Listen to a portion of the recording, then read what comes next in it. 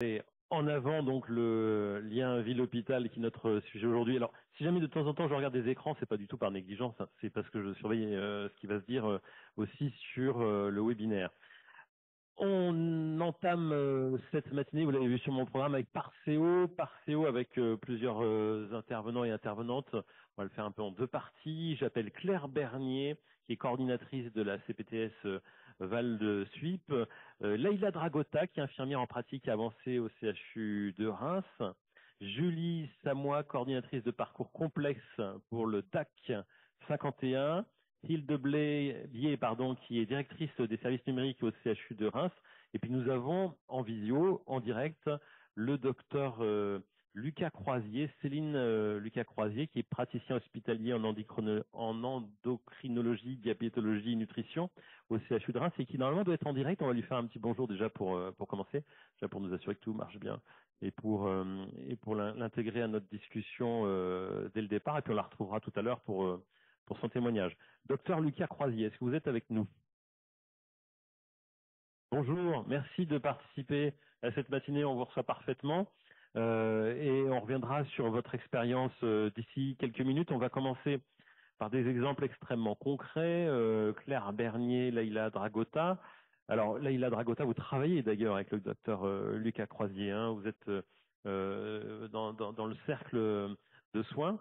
Claire Bernier, on commence avec votre témoignage. On va tout simplement regarder ce qui se passe sur le terrain. Vous êtes kiné. Ça fait kiné uniquement à domicile, donc Voilà. énormément de personnes âgées. Et vous intervenez, oui, voilà, pas mal autour au bénéfice de personnes âgées. On va prendre un cas fictif, si vous voulez, pour nous parler un petit peu du parcours. Comment ça se passe concrètement sur le terrain, les liens finalement entre professionnels de santé, il y a aussi le médico-social. Alors malheureusement, ce cas n'est pas forcément fictif. Je l'ai vraiment vécu. Je vous propose un exercice de visualisation et j'ai pris des notes parce que sinon après je vais dépasser le temps. Donc je vais vous raconter l'histoire de Marcel et vous allez vous imaginer à la place de sa fille pour réaliser ce qu'elle a ressenti lors de la situation qu'elle a vécue. Donc Marcel, elle a 85 ans, elle souffre d'Alzheimer et elle vit chez elle avec son mari du même âge et leur fils handicapé de 50 ans. Ils ont une fille qui vient leur rendre visite quotidiennement pour soulager son papa. Donc Marcel, à ce moment-là, marche encore, elle dort dans le lit du couple et les aides ont été facilement mises en place grâce à Sophie, la coordinatrice parcours complexe du DAC qui est en charge du dossier. Donc on la connaît déjà. La DMR passe pour les repas et le ménage et sur le choix de la fille, le service d'aide à domicile, donc la DMR n'est pas sollicitée pour la toilette pour ne pas perturber Marcel par un changement trop fréquent d'aide à domicile et c'est vraiment judicieux pour des patients comme Marcel. Un jour, Marcel est hospitalisé pour une altération de l'état général. Après quelques semaines, un retour à domicile est envisagé, mais la date n'est pas clairement définie. La fille téléphone un mardi à l'assistante sociale du CHU qui l'informe qu'elle n'a pas encore eu d'infos par le service, donc que sa maman n'est pas encore sortante ce jour-là.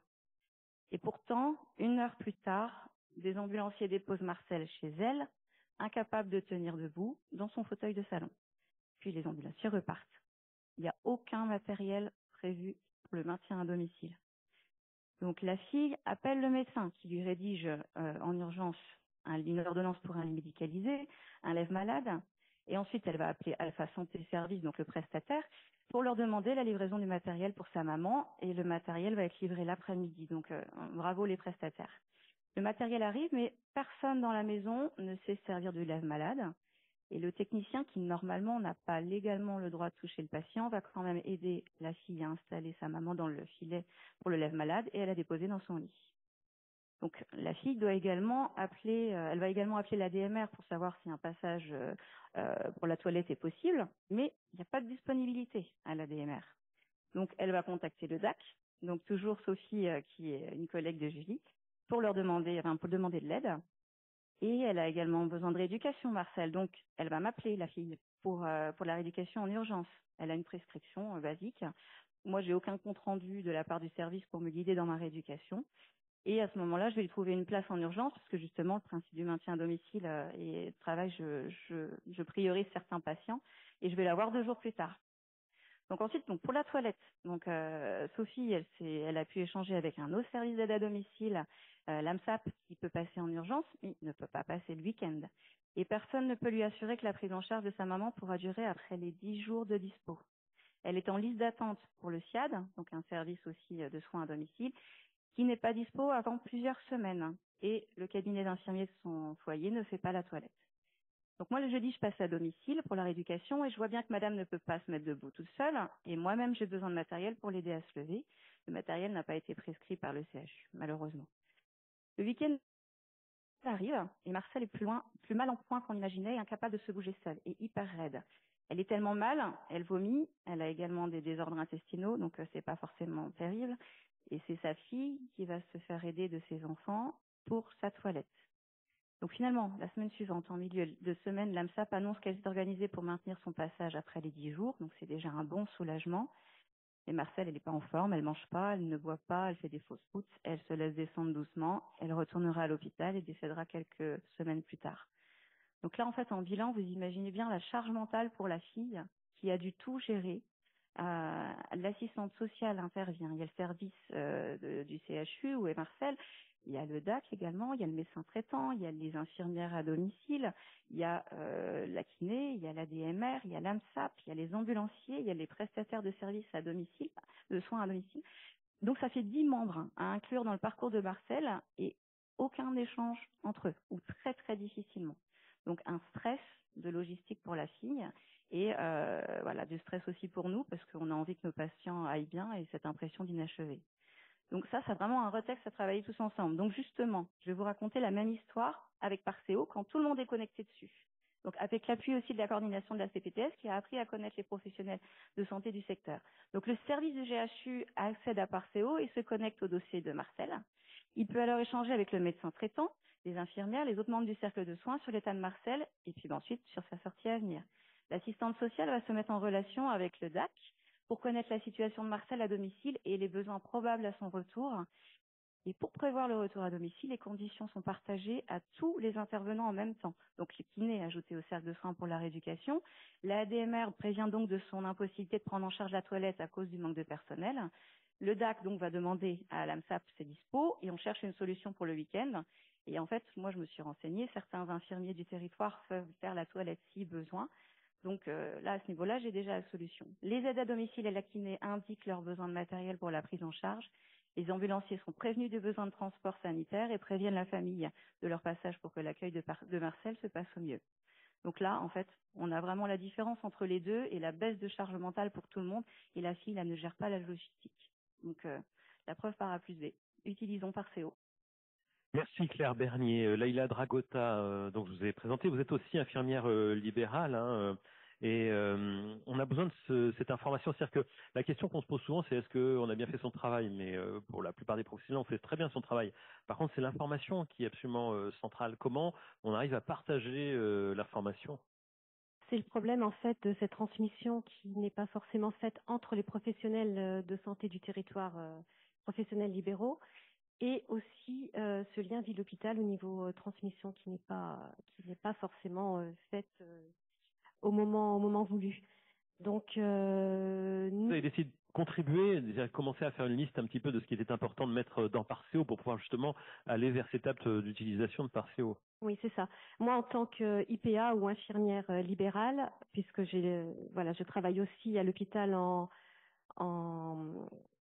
partiel, pardon, et j'ai pu avoir accès en fait au service de diabétologie qui est vraiment volontaire pour créer ce dossier en fait qui serait important pour le libéral, hein, pour le domicile, ce dont on a besoin pour un retour à domicile efficace, en fait, pour la prise en charge d'un patient. Et vice-versa, en fait, on nous demande aussi à nous, en tant que professionnels libéraux, de pouvoir avoir un outil qui permettrait à l'hôpital de mieux gérer son patient quand il arrive hospitalisé, surtout sur les hospitalisations programmées, bien sûr. Il y a un grand enjeu, c'est évidemment la connaissance des entrées-sorties d'hôpital pour pouvoir justement anticiper. Dans l'exemple que donnait Claire il y a quelques instants, on a finalement une très grande réactivité, y compris des prestataires, mais c'est l'information préalable qui manque, c'est le manque d'anticipation, quoi. C'est ça. Sur Parceo, on a une indication quand le patient est hospitalisé quand elle est validée, bien sûr, hein, quand elle est activée, ce qui permet de savoir quand le patient est hospitalisé. Donc, toutes les informations peuvent être données à ce moment-là et quand il va sortir. Donc, si elle est activée, on peut gérer le patient en amont, en fait. Voilà. Alors pour faire cette coordination, il y avait évidemment les DAC, hein. En l'occurrence, vous, Julie Samois, vous êtes donc sur le dispositif d'appui à la coordination 51.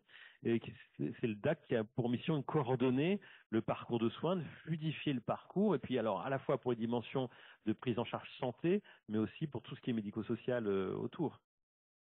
Bonjour à tous. Donc oui, effectivement, on coordonne tout le parcours de soins et de santé du patient, que ce soit à tous les niveaux, autant sur la santé, sur le versant social. Et notre rôle à nous, c'est de pouvoir informer, orienter au mieux les patients, contacter tout le cercle de soins du patient avec son accord.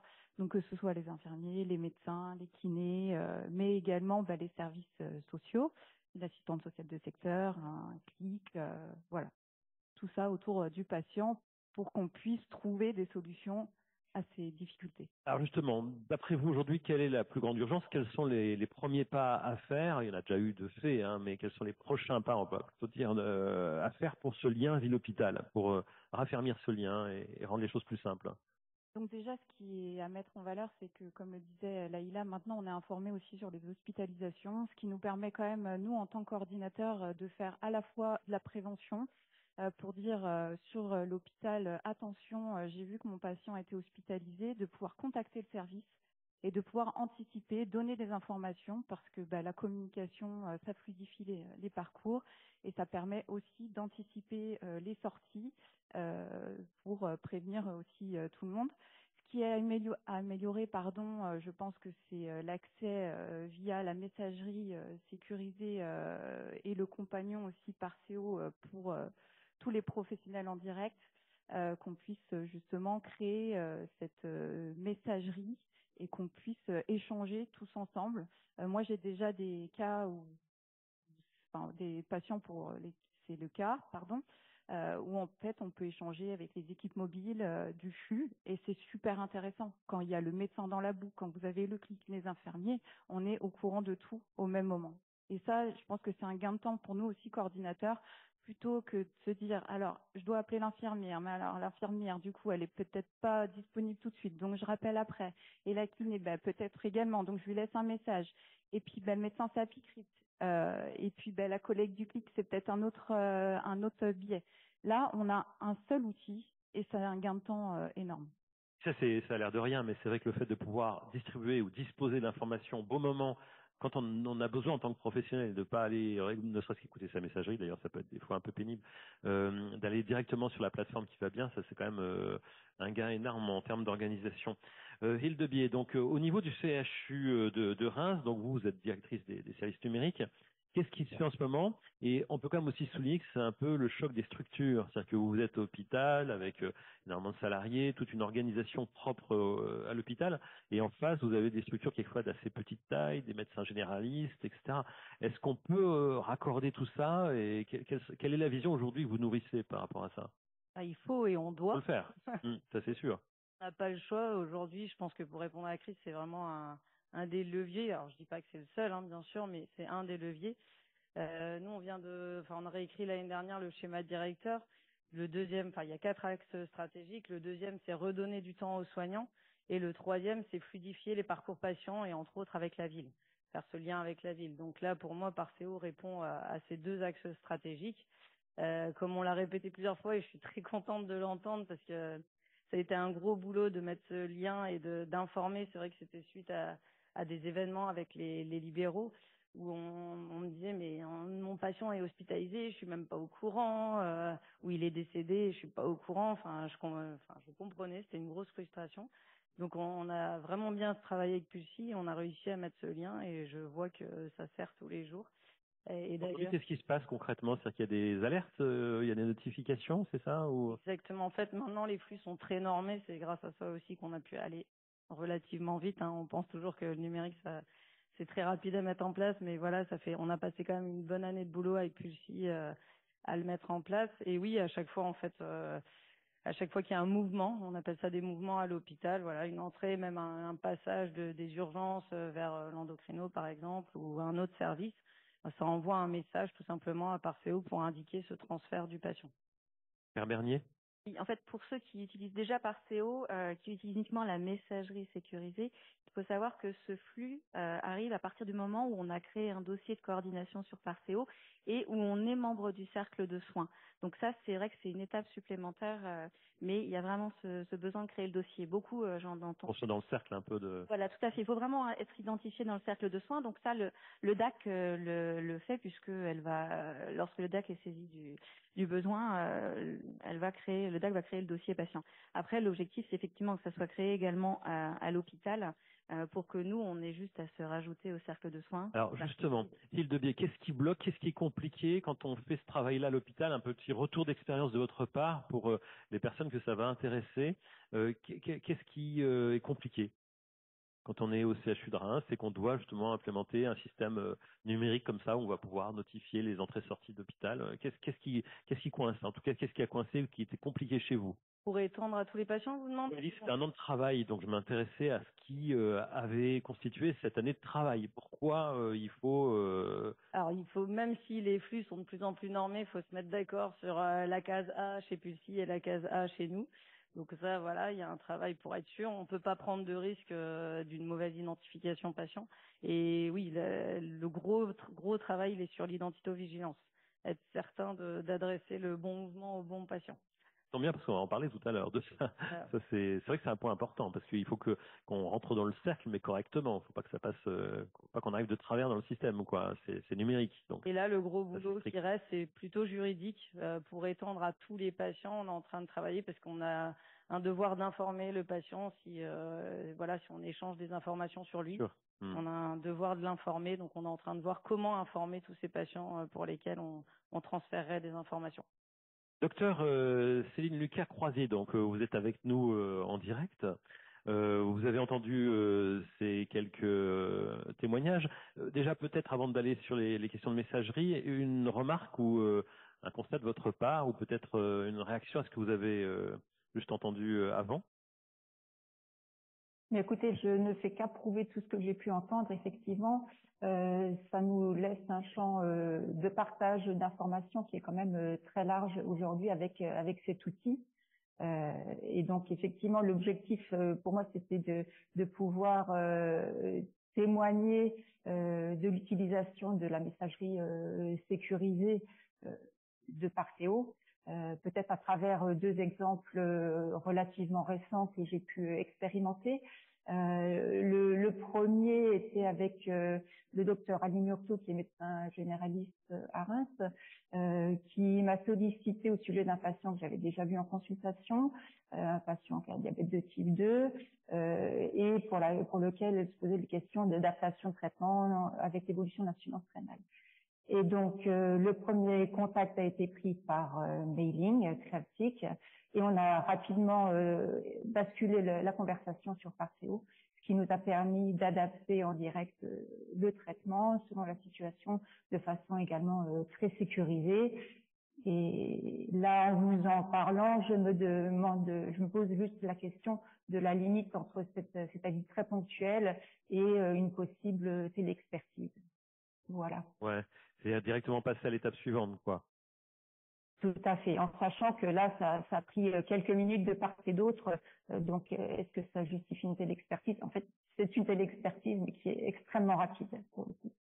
Donc, si vous êtes satisfait, c'est cette messagerie qui est sécurisée, qui est assez facile d'emploi. Il y a l'enjeu du déploiement, c'est-à-dire qu'on ne peut pas utiliser une messagerie tout seul non plus. Il faut être nombreux pour pouvoir avoir un système qui fonctionne.